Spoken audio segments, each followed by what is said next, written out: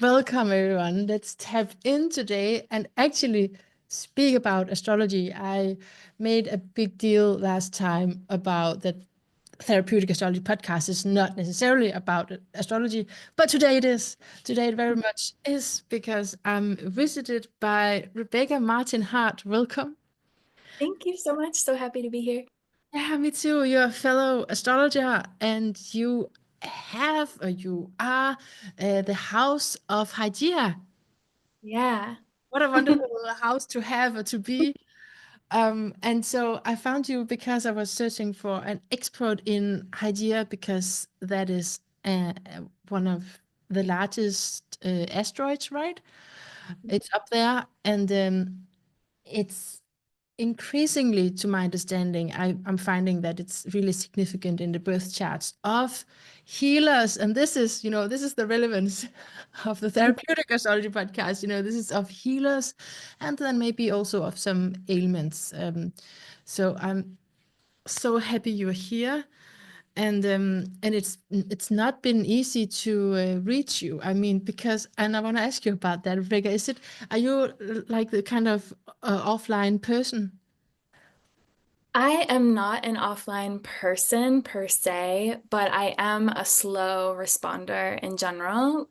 I try not to jump on things all the time because I don't want people to have to feel that way back towards me when it's not like a super need to happen work related issue. So yeah, that's my bad. It's like my Aquarius sun thing, I think. I'm like, I'll just be chill about it.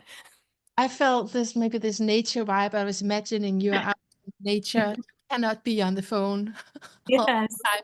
So I felt like, okay, I have to minimize my Christians because it's gonna be another month before I hear from. But I like it. I actually that's why I mentioned it. I mean, because I don't want to be a part of this accelerated pace. So I appreciate it actually in one Oh, way. yes, no, totally. When it's like you need an answer, it's a hard way to communicate. But yeah, well, thanks for being patient with me. I'm really excited to dive into Hygeia together and explore and see what we both kind of see in people and charts and Hygeia, how she weaves through life. Yeah. Yeah, yeah. Actually, just answer all of that for me. That sounds really good. Yeah. So, do you agree with me? First of all, this is my question. Do you agree with me that it's more significant in the chart of healers? I would say yes. I definitely have seen a lot of people who take up the healing profession have Hygeia in a prominent placement, specifically a lot on the ascendant, MC, or conjunct a personal planet that has just like a really good placement in the chart. But also, I think there is usually some type of healing journey that that person has gone through themselves to find kind of a more balanced way of living, and therefore then can translate that to other people in a healing profession. Okay.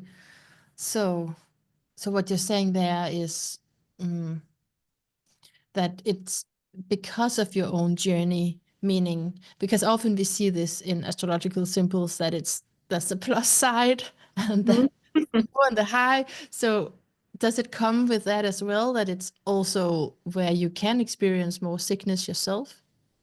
I definitely think so. This is why I find kind of the basics of astrology and specifically kind of using a medical astrology lens with Hygeia to be really important when we're looking at like an imbalance that potentially Hygeia can display. And so when we're looking at Hygeia in the birth chart, my favorite way to kind of explore that placement is to literally become that asteroid in the chart and to look at the chart from that particular perspective. So, like, if it's in a fixed air sign, it's going to have like, it's going to maybe, we're going to think about like hot, wet environments. We're going to think about that fixed nature. We're going to think about how how can that Hygeia move effortlessly there? And like, what are the practices one can do in order to help that potential imbalance kind of regulate itself? And when we think of health, we have to kind of zoom out a lot. And this is just how I look at it, where it's like health is just living life. And, you know, to the degree of which you're where you're at, and I want to say level, but it's not a level, it's just where you're at kind of on the spectrum of health.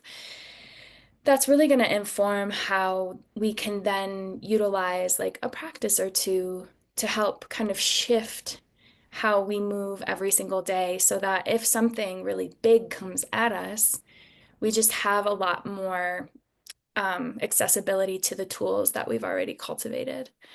Mm. Yeah, more resilience Yeah. when, yeah, when it goes down. Yeah, Yeah. when I everything. mean, that's pretty morbid, but we all have the same ends, right? We're all walking towards death. So like how we live is essentially how we die in a way, right? So Ah, I think about that a lot, especially with Pluto Hygeia contacts. But yeah. oh, it's essentially how we die. Okay, yeah. I mean, so I'm just diving into it because I'm so fascinated by, first and foremost, my own observations. I think that's quite common. That really piques your interest when it's someone you actually know.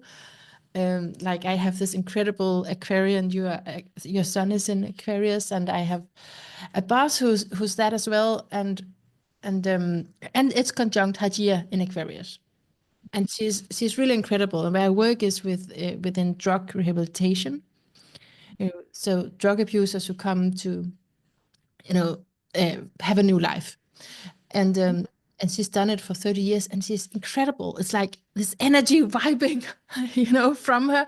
So this is part of what's really piquing my interest in Hadia is the living examples that I've met in person, where I'm like, okay, this is really funny that there's such a significant placement to Hadia. In this example, it would be conjunct the sun, but it could be in other places, of course, as well. But maybe I first want to ask you, like, how do you explain to anyone who's now listening to this? They want an explanation. What is Hagia? How would you put that? Can you tell us what is Hygeia and the meaning of it? And Yeah, I can give like a backstory for sure.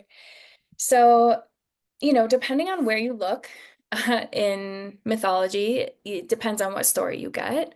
But the story that I lean on for Hygeia is that she is the daughter of the god of medicine, Asclepius or Asclepius, and her mother, Epione, who is the soother of pain and recovery.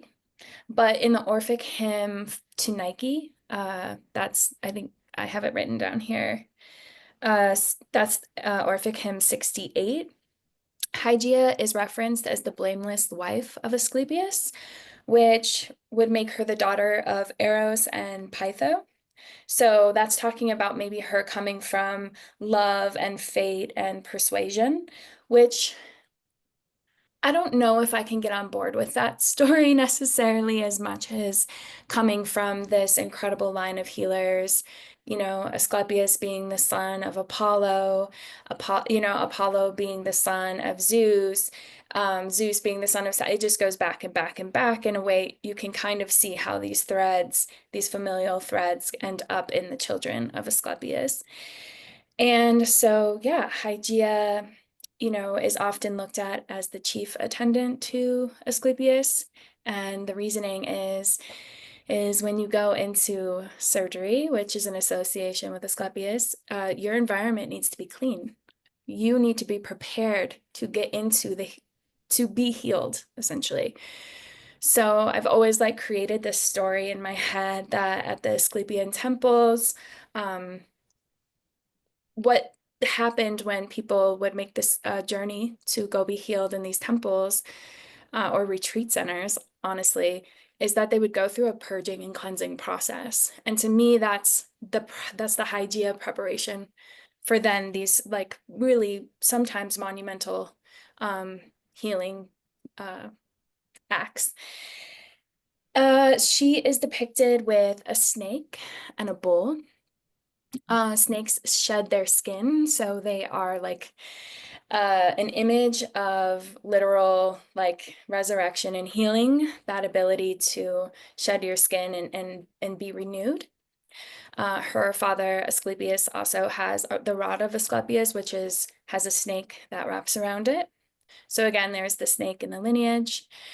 And then the bowl of water, that's what I believe it to be, uh, because water is the most purifying and cleansing substance that we have as humans.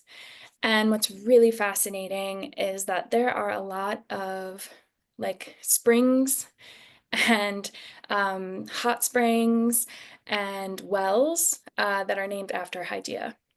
And so to me, it's just this theory of like, yes, water is what she's holding, but I could be wrong. It's just my theory. And then, yeah, I think when we're looking at Hygeia in the chart, we're looking at how we are going to fortify the essence of the zodiac sign that she's inhabiting. So each sign has, a different temperament, a different element, a different mode.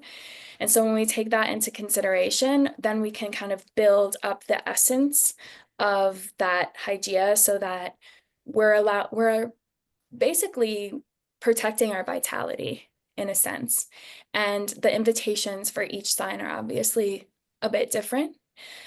And one of the, so I wanted to also say that it's important to know that Hygeia can also represent extreme imbalances, such as like hypochondria, orthorexia, which is like the obsession with eating pure, even all the way to like Roderick Kidston, who has a beautiful PDF all about Hygeia. So it's a great resource. But he talks about Adolf Hitler's chart and literal racial cleansing being a very extreme expression of Hygeia, which is actually mirrored in a tuberculosis camp in Louisiana, where only white patients were allowed to go get healed there. They turned away Black patients. So just saying that out of balance, it can be very extreme. So we're always trying to kind of bring it in the middle way when I'm working with Hygeia. Yeah. Yeah. Oh, great. Okay, I have a few questions for that. You talk about a depiction. Where is that from? Is that like in ancient times she was depicted, or how? Uh, I'm sorry, I don't remember what I said. Okay, I, sorry, you were talking I'm about not a you were Pisces Mercury. I'm just like, ah. blame it on the Pisces. We're used to it. Yeah. But the depiction you were talking about with Oh, the all, bull and the snake. Mhm. yeah, where's that from? Yeah, so often if you just look up a picture of Hygeia, you will see the snake and the bull with her. It's also she's associated with the pharmaceutical industry because of the bull and the snake that is kind of the image for pharmaceuticals. I don't agree with that, but I Okay. understand where it's coming from. I know, they still, in the Hippocratic Oath, they still, Hygeia is still in that oath. So, they're bringing that in. And I think because it's it could be seen as preventative medicine, Mm, maybe. But I think in modern day, it doesn't hit the same for me. Yeah. okay, but it's that same symbol Mhm. they've used consciously, I guess, for Hygeia. Is it? It's still, yeah, Yeah. the bull and snake is still Yeah. a symbol that you can see on like, if you have a prescription, you can go and you'll likely see that on the tag of the medicine bag that you pick up. Yeah. So, Okay. yeah. Okay. And so you just brought up then there's also this extreme to it. Mm. Yes. But how does that relate to what you were mentioning before, that usually you have gone through your own healing journey? Is it just on the ones like you choose how to live it out, or how does it work? I mean, I would think that there are a variety of factors as to why you would end up anywhere on that spectrum with Hygeia. It's hard to say. Like, I don't know what could cause this extreme, like ethnic cleansing aspect, like the dirtiness of people. Like, I actually can't construct why because that's so far away from how I'm conditioned in the world. But I guess potentially if you're conditioned otherwise, that could be um, what sprouts out of that. With orthorexia and stuff, I mean, these are mental health uh, problems, which Hygeia is also associated with. And so it's like, sometimes we can make ourselves sick thinking we're doing something really good for ourselves. Um, or we can be so fearful of the idea of being sick that we create all of these illnesses and we make them up in order to placate that fear, um, even though a part of us might always believe that we have it. But I would say what I've seen more consistently, especially with Hygeia on the midheaven, is that people will have these journeys that kind of bounce them back and forth between extremes. But then as the journey kind of ripens or grows, there is this settling into this imperfection that we're not all perfect. We're not all going to be these like extreme examples of like really strong health, but that we can take very simple actionable steps to help other people and ourselves through that. And oftentimes Hygeia on the MC is what I've seen is it's a dance with herbalism and learning how to help people through that particular medium. Yeah. Okay. Yeah, there must be so many levels to this. I mean, how do you live your life in general, and how do you live the rest of your chart? So it's of course very complex, like it is in astrology, but it's just fun to play around with and hear your observations and experience with it. And so maybe we could go into some different placements. Do you have like a favorite placement for Hygeia? Do you have like, oh, and where you're like, oh, is it? Yeah. I love Hygeia contacts a lot. What did you say? Um, Hygeia what? Hygeia moon, I really, there's something very pure. I hate to use that word, but there's something about the expression of emotional health that moon Hygeia contacts are really just profoundly good at navigating how they sort through taking care of their emotional health and bodies. And, I've seen, um, the moon in Capricorn, for instance, not a very comfortable place, but I know a moon Hygeia contact in Capricorn and their consistency and effort towards becoming more open and more free in their expression of who they are is just such a beautiful journey that I feel like Hygeia helps like protect that and like nourish that in a way that if she wasn't there might be slightly a different story. Yeah. Lovely. Yeah, okay. Because then are we kind of thinking of the Cancer archetype that's emphasized with Hygeia and that sense so that you can really resonate with other people and connect emotionally? I think it's more that Hygeia and Capricorn is often the kind of I think resilience is kind of their mantra, but having their bodies or like I'm just thinking about the connective tissues of the tendons and like the knees associated with Capricorn and needs need to be strong in order to hold up the body. And often Capricorn moons can be very closed off to expressing their needs and wants in dynamic relationship with life.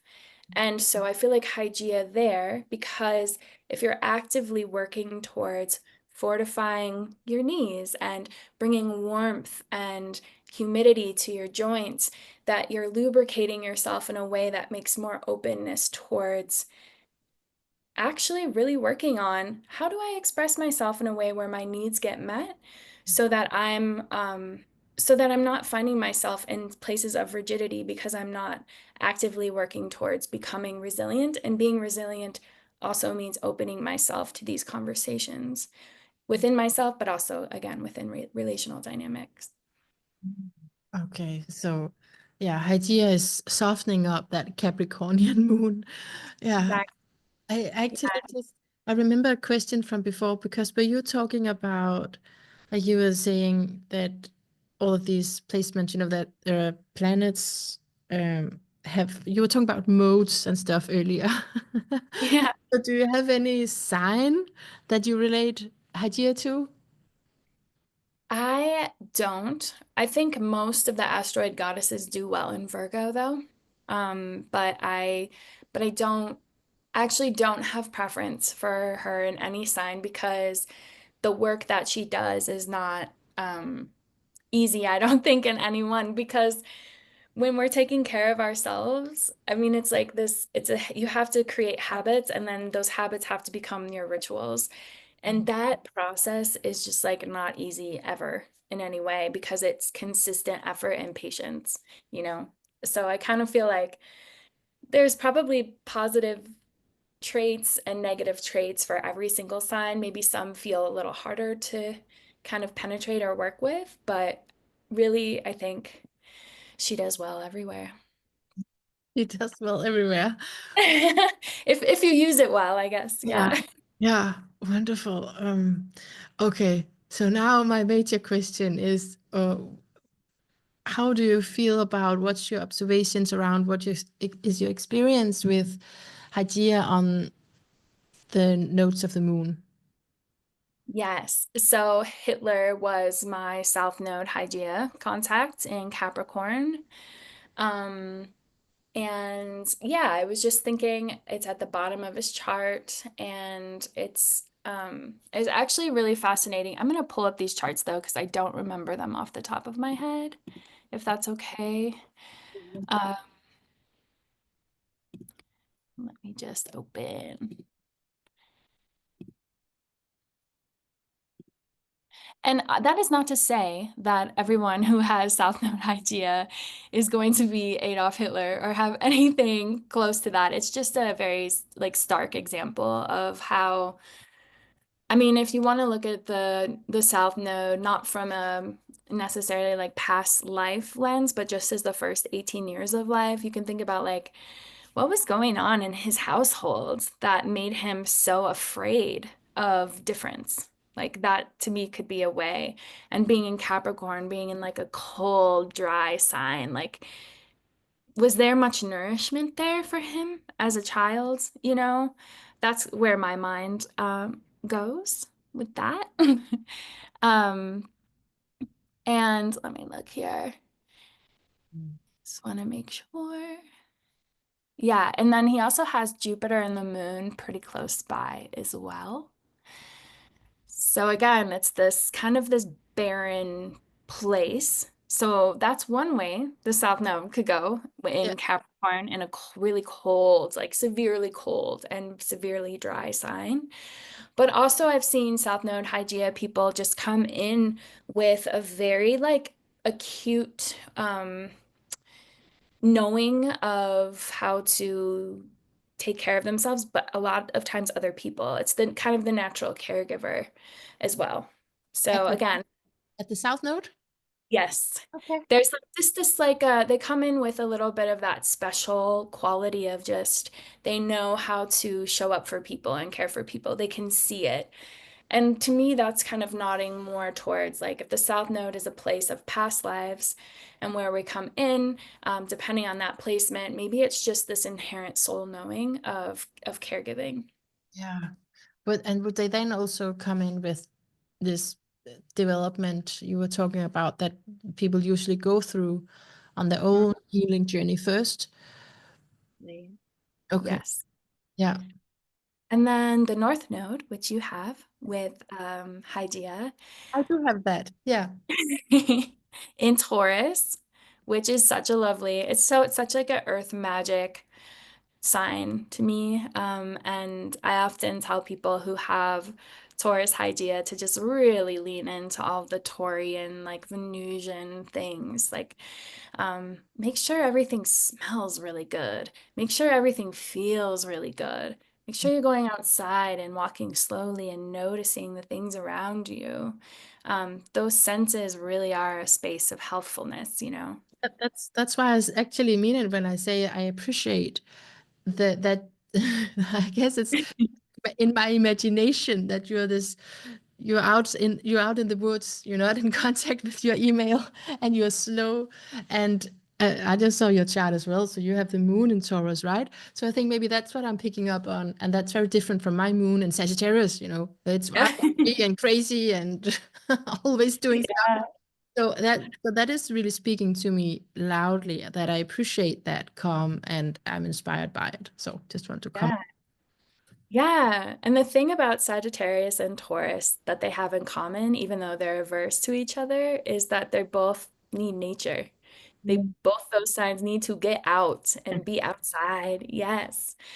Um, my example was Louis Pasteur, the scientist who was an immunologist and, found out about penicillin through cheese. And let's see, he has the same, it's so interesting. He has also a Saturnian Hygeia placement, but it is with the North Node in Aquarius. And let's see, I'm gonna just make sure that I'm not missing anything. Yeah, and Saturn in Taurus. Where did Hitler have Saturn? Is why is Saturn important Yeah. in relation to Hadia? I'm just looking at Saturn because Saturn is the planet that rules Aquarius. Okay. So just seeing like, oh, where is the Saturn? Because the Saturn is, kind of has domain there over those planetary placements. So Louis Pasteur, I think in Aquarius, I've seen it go a couple of ways. But having North Node Hygeia in Aquarius is that focusing in on the tiniest little things that are wreaking so much havoc, and being able to like finally attune to the energetics of viruses and bacterias, which in I just feel like we've always kind of had some idea of viruses and bacterias and all the things, but he was so well attuned to how these little tiny beings worked in their communities that he was able to find solutions via like vaccines and also with penicillin, which is kind of crazy. I mean, he really changed the face of modern day medicine because I mean, penicillin was a godsend, Yeah. essentially. Yeah. Yeah. So I like that. I also have a friend who has Hygeia within 10 degrees of Sun North Node in Aquarius, which most people say to use, up to a 6-degree orb. But I was taught to use up to a 10-degree orb, and I have done that with Hygeia, and there's still a story woven through that. Yeah.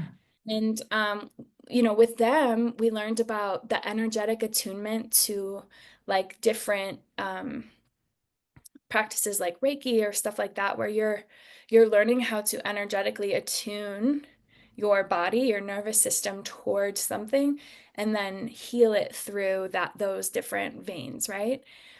Which I think is fascinating. I think what I'm trying to say is that Hygeia and Aquarius has a lot to do with the nervous system and the sensing, the ability to sense outside ourselves and to shift the literal atmosphere in order to move it towards balance, which I Uh, think, yeah, pretty cool. that's pretty cool. Yeah, no, that makes sense. And it's always more fun when you think of someone who has the signature in their chart, right? Uh, Yeah. so yeah, I hope everyone is just gonna look for it. It's really fun to play around with, and yeah, as I said, I think it is really prominent in people, but I guess I also see many people in the healing industry, so I'm biased Yeah. many of their charts. So but like with my boss there, who's been in that healing field for 30 years, what you're describing is very accurate. That feeling that there's just a higher vibe. And at first I was like, oh well, of course he's Aquarius, and so that's part of it, of course. But it's just so potent that, and because she's healed so many people from drug abuse, right? So I I feel, love it because yeah. it's also the fringe, right? Like addiction is something that is almost shamed or not understood. And her like working with that peripheral group of people and healing them. And also thinking of like the quality of an Aquarius sun. Like what does the warmth of that sun feel like during that time of year where you live? I mean, it's definitely different if you're in the southern hemisphere, but in the northern hemisphere, it's like it's a week sun. It's not super hot, right? It's kind of cold and it's kind of when all the food stores are running out, you know? But because of that, there is this, I don't know, it has this like kind of alternative way of working, which I don't know, just makes sense for what your boss is doing. Like, okay, well, I'm going to go to the edge and like help all these people because I can do that because I have to think about this in a different way than say if the sun was really hot, you know, with Hygeia there, it might express in a different type of healing modality. I love that. Yeah, that alternative perspective for sure. So, but now we're speaking about in Aquarius, and if we go back to speaking about on the North Node, would you Yes. say that this is part of a person's destiny? If we're talking about the South Node, you said that's, they come in with that special memory, identity, a job. Then what would the North Node be? I mean, you kind of have it too, don't you? I mean, I would say you have it because I'm pretty large on the orbs. Yes. Yeah, so my north node is at 2 degrees of Taurus and my Hygeia is at 27 degrees of Okay. Aries. So it's So, totally, yeah. so it's definitely close. So I have always loved the association to the North Node being like hunger or desire. But in my head, the vision that I get is often this like light that's like shining out of the heart center that's like pulling us towards something. Ah, Yeah. And so that's the North Node in general. Like, yes. that's And the so if you put Hygeia there, you are going to be called to healing work, whether that's with yourself or whether you're providing that, you know, to other people. I also feel like, you know, depending on where the North Node is, sometimes that's going to affect the type of people you work with if you take that into your profession. Like I don't know what your work is in the healing profession, so I'd love to hear about that. But I would wonder, yeah, if you work with more feminine leaning people or yeah, I don't know. But I would love to hear about it. Oh, well, I guess, it all adds up in the chart. It's hard not to look elsewhere. So this is like an extra layer, an extra pointer. That's part of the question. But let me answer. I do work in that drug rehabilitation center, and I'm starting to really enjoy it. I've been there a year and it's been really tough just because you can call it neurodivergence or you can call it my astrology. It's just been really, really tough to do that kind of thing. And I, of course, started in with doing that because I couldn't make it in my own business financially. Yeah. So, but I've started to really enjoy it, and I've started to really uh, attract, I guess, or get assigned to clients where I feel this is good, this is special. I'm so glad that I met you, sort of connections, and so yeah, so I'm actually thinking this could be part of my this is so ambivalent because I'm an astrologer, and I want to do trauma therapy, and I'm excited about all of these alternative things. But then, uh, yeah, I do have the nodes in Scorpio, Taurus, and that's also, I have to find a way to live here in the world, earning Yeah. money. And so that's what really led me to social work. And now I'm, you know, tempted to think maybe I am supposed to be there and learn really valuable lessons. Even Yeah. though, in my imagination, I could also just, be an interviewer. I love interviewing. I can't tell you how much I love interviewing. I love it. So so to get my answer, it's like on one side I have all of these dreams that I thought were gonna be and all of these alternative interests. And yet what I found myself doing is this healing work with people who's really in need. And I'm starting to really enjoy that, I must say. Yeah. Yeah.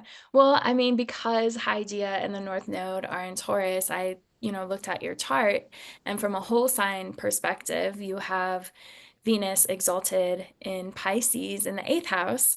So this deep compassion and love for confronting kind of difficult experiences that are not often talked about makes sense to me. Just from that delineation, yeah. And then but you do have your MC in Aries, so I was looking at that too. But I don't need to delineate it, but I was like, oh, I see you. And that active pull and push towards like doing the thing and jumping into it. And yeah, very cool. So I started out by sending a question to you, and I forgot it myself.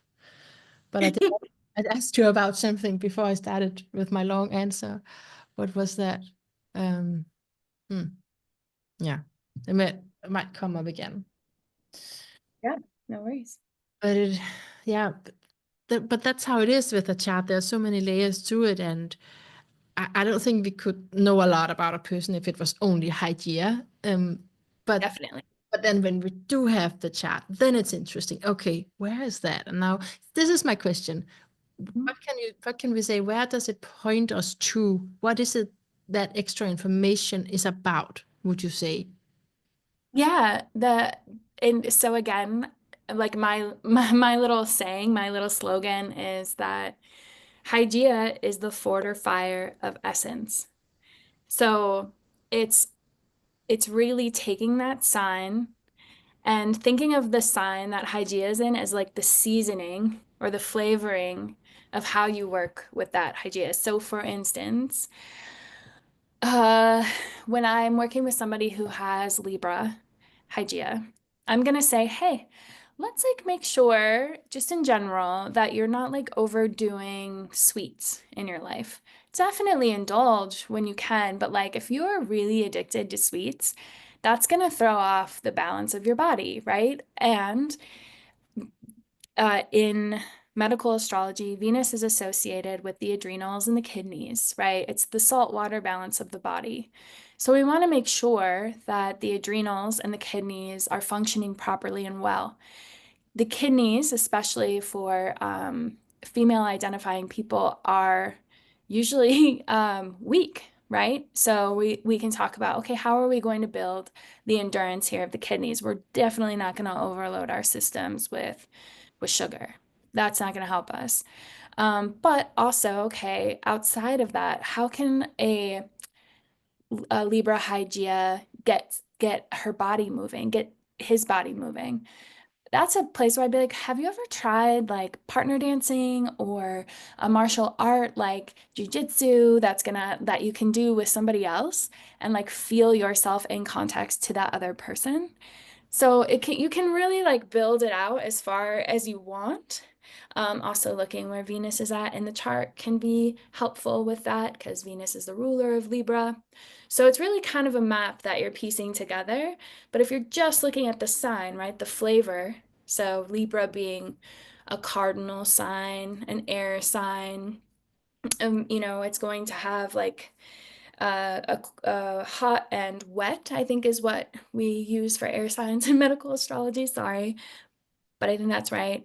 Yeah, just how can we look at this in a way that is super holistic, but also bigger than what we would just think right away from a like preventative health lens. Because preventative health can be kind of anything that you're doing that brings joy and happiness and again this like vitality or this fortifying of like your energetic system and Mm, how that expresses. Yeah. wow, but yeah, medical astrology, that is something. I have like courses in it, but the whole hot and red, I'm not. So I'm hiding within the depths of evolutionary astrology where it's more all psychological and not so, Yeah. but you have to remember facts. So you're doing very well, I think. Thank you. Yeah. Well, and it's also amazing because, oh, oops, I had a little I was a thing. little- It's amazing because you bring that lens into this, right?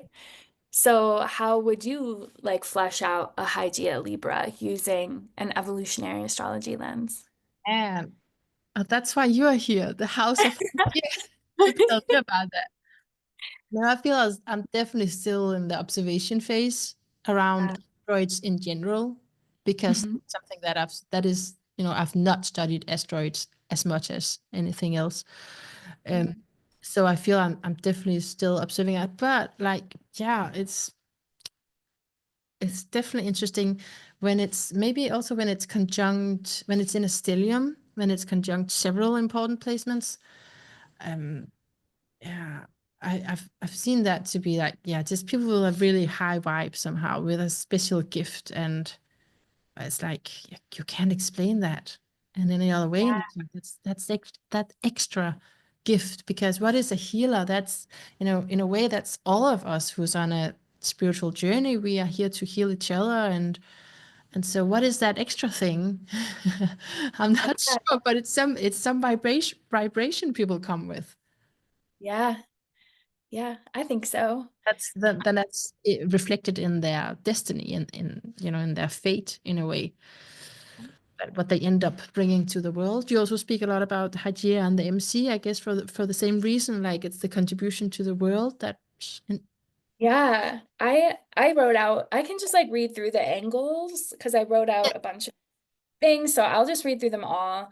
And then we can talk about that. But yeah, so the MC I wrote has flavors of Sun Hygeia, like that. It kind of has that similar kind of because the MC is the culmination of the sun, right?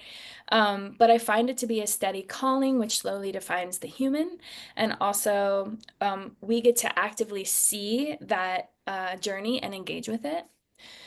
The IC is something I'm still very much learning about. But again, it's like in context of praising and purifying the origin story.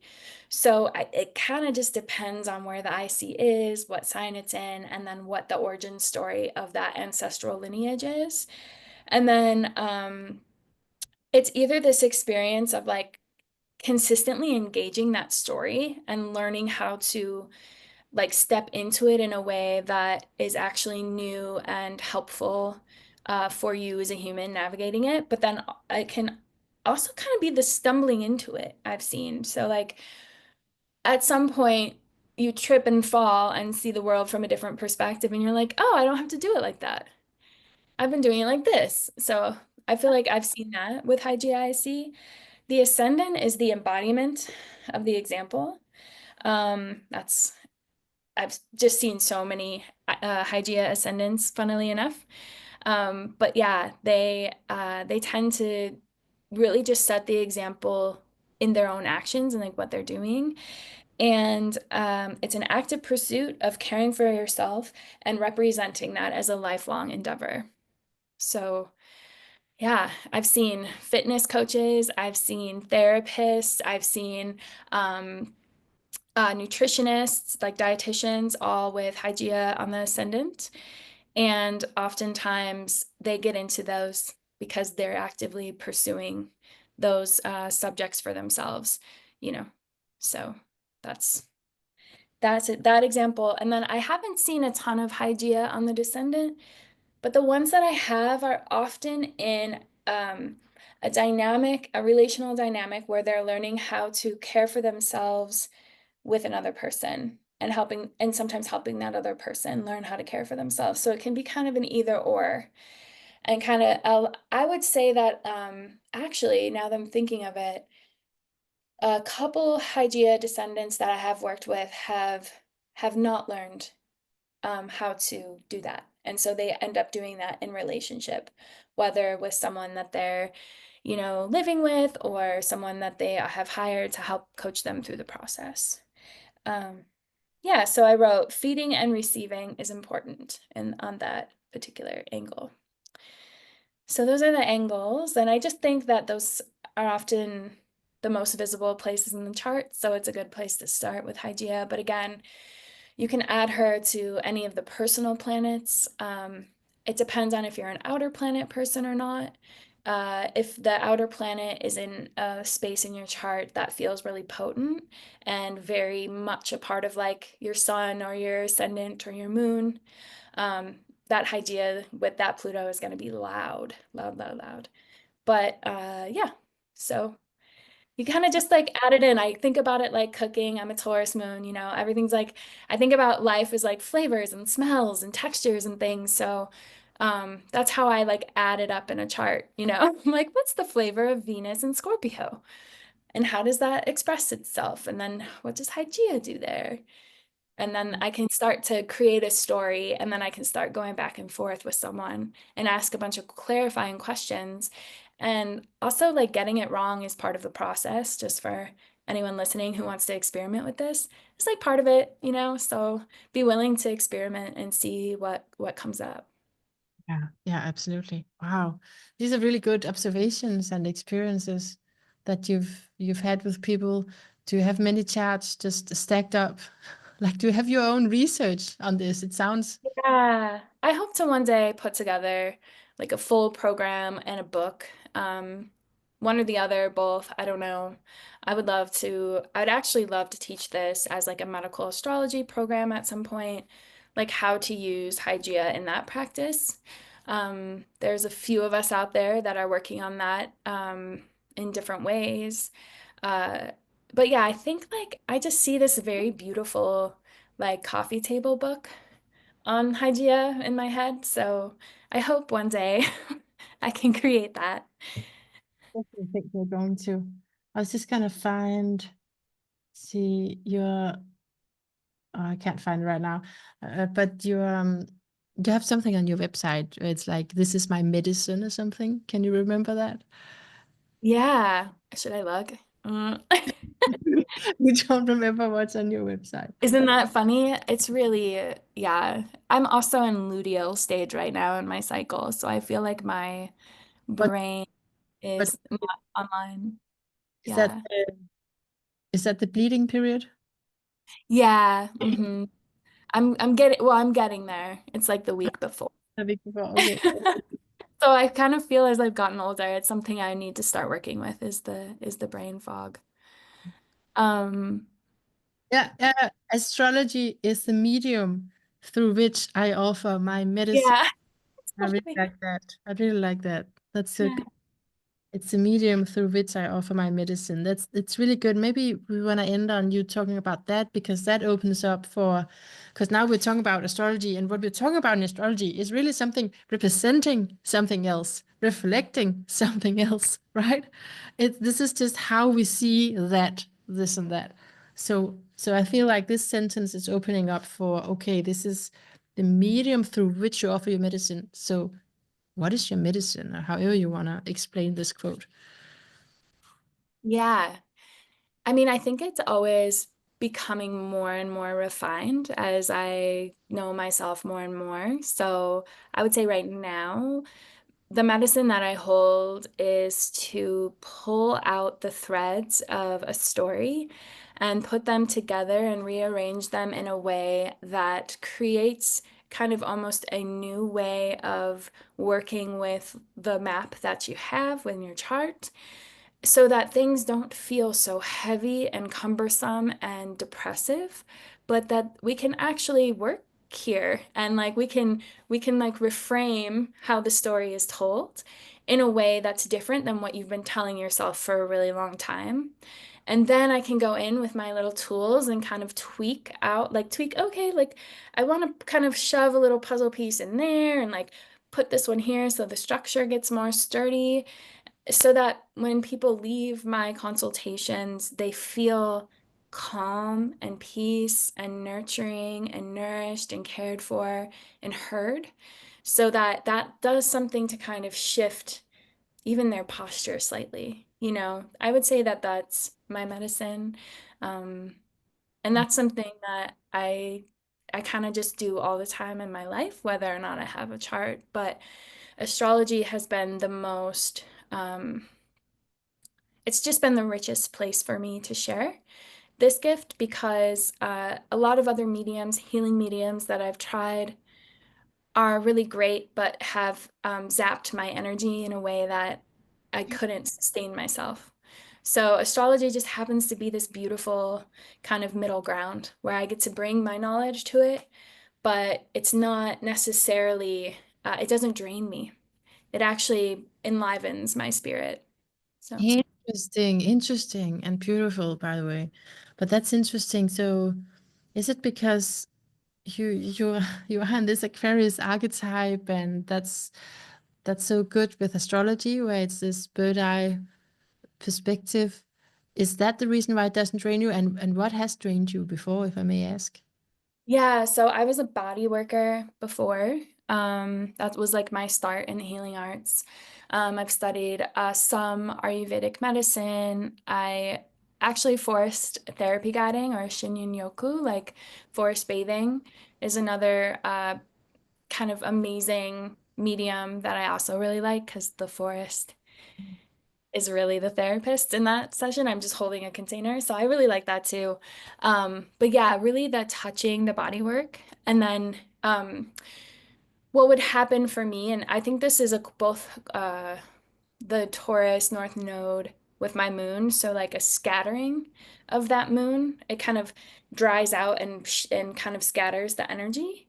But also having that Aquarius sun too, I think just my nervous system didn't have the ability to hold deep-seated trapped emotion in people's bodies, um, in my own physical body. Like I could never quite figure out how to create that barrier, even with all the practices people taught me. It didn't work. So, Do you use the language of being neurodivergent? I'm just curious here because I tend to talk about that a lot. um, I am. I just have ADD, and I'm. Okay. Well, And what's the most ADD thing ever is that I forgot that I had ADD. Um, and it wasn't until someone was talking about it that I was like, oh shit, I was diagnosed with that. And then being like, oh, right, I have ADD. No wonder. I don't know. I was medicated for a couple of months, and my mom was like, no, we're not doing that. You just have to learn to live with it. And I think learning to live with it was just forgetting that was diagnosed with it. yeah, good. Good Yeah, for yeah. Okay, but I enjoy this wave, this movement that are present at this time where people, get to be different and not sick, to not pathologize it.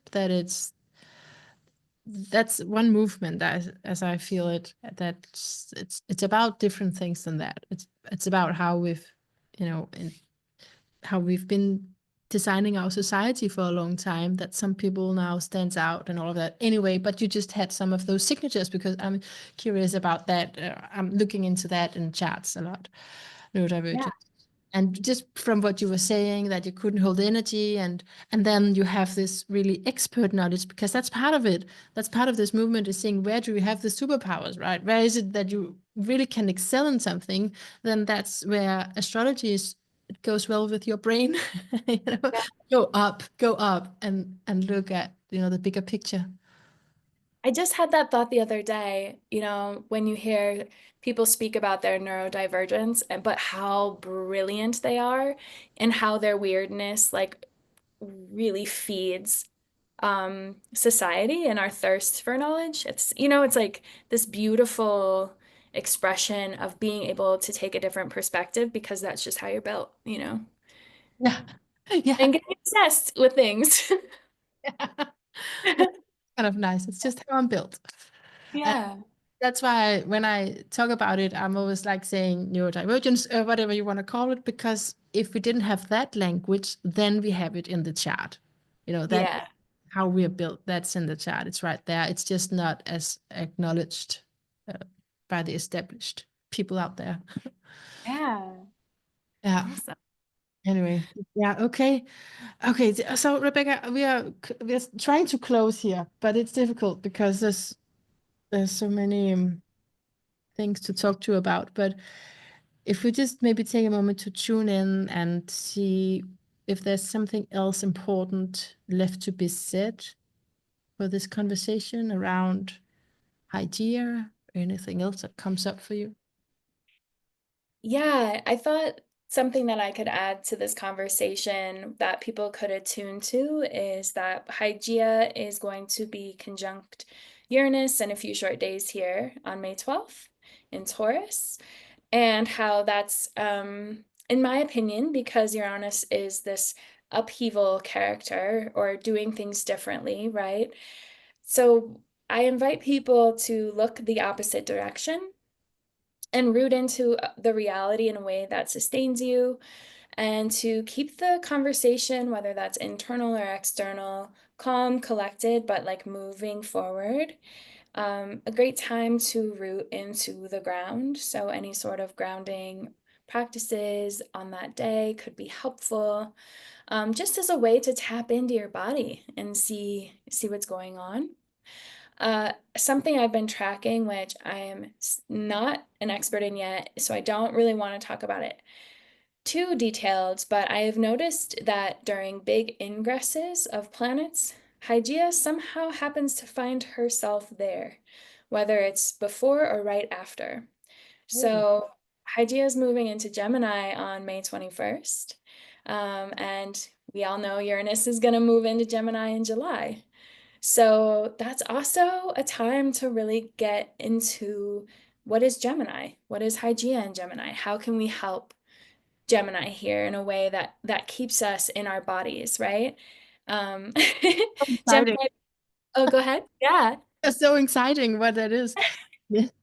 Yeah. Yeah. And how, because is it 5 years or something cycle it has? It's about 5.5 months in each sign. So yeah, it's about a 5 year and some change Yeah. cycle to go around Okay. the the Earth, I believe. So, That don't quote me. Sometimes I have to look at those things because I don't quite remember the yeah. specifics, but I think it's that. But it takes a while to, yeah, 5.5 months in each sign. I have that as well here. Yeah. Um, and then just to take it back to Hygeia and Gemini, Gemini is a mutable air sign.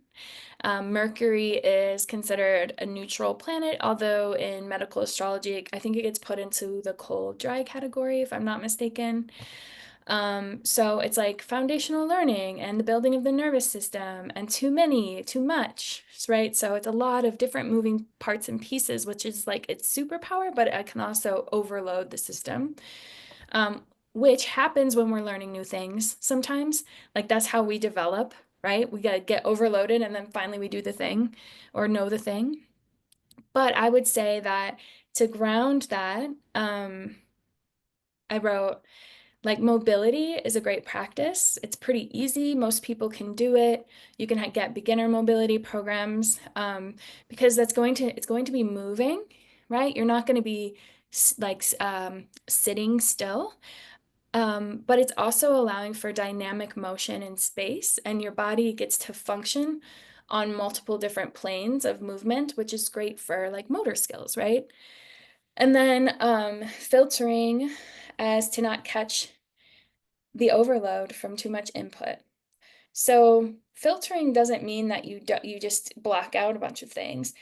Just being mindful of like, does all of this feel overwhelming, right? What I have on my plate? I don't think I need the mashed potatoes or the gravy. Like I think I'm good with just the chicken and the beans today. It's that type of thing. Just knowing, is this going to overload me in a way that's going to make me feel off balance or uncomfortable or overwhelmed? Or maybe it's a day where the mashed potatoes and gravy work too, you know? So just being mindful of what you're taking in. This is really good, and it reminds me of a topic we were talking about filtering as well with Mark Jones Mhm. the other day around just Uranus into Gemini.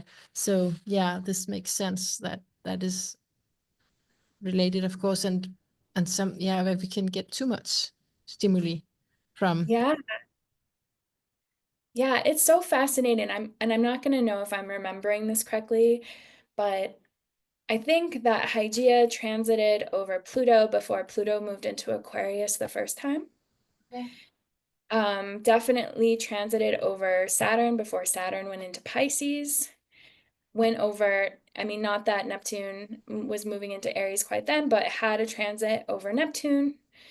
Now is going over Uranus. So it's just fascinating to me how it's almost this opportunity for us to reorient to these planetary energies in a way that prepare us for what's next, wherever that is in our chart. You take a look at that. That's really peculiar. If it's like paving the way almost in a way. Ah, that's, I'm really glad you're mentioning this. This is of course important, the transits of it. And so what does, I mean, yeah, you're mentioning the May 12th, that's the full moon, and I think this is probably gonna be out a little before that. But also just in general with the transit of Hygeia, what would you say one could expect from that? Like a sense of Um, healing? I think that you can play with it in different ways. If you know it's coming to an angle or a planet of importance in your chart, I think you can prepare for that and you can make yourself like a retreat time, or you can do some sort of like dietary shift or change to kind of refreshen the body, or like just take out some things that you know you don't need for nutritional value. There's also, I think, sometimes Hygeia can bring an awareness to an ailment and push you to go to the doctor, like go get the help or to get the diagnosis potentially. So I've seen that as well. Mm. But I think I'm still really learning about transit Hygeia, to be honest. And another astrologer asked me about synastry with Hygeia. I'm still learning about that.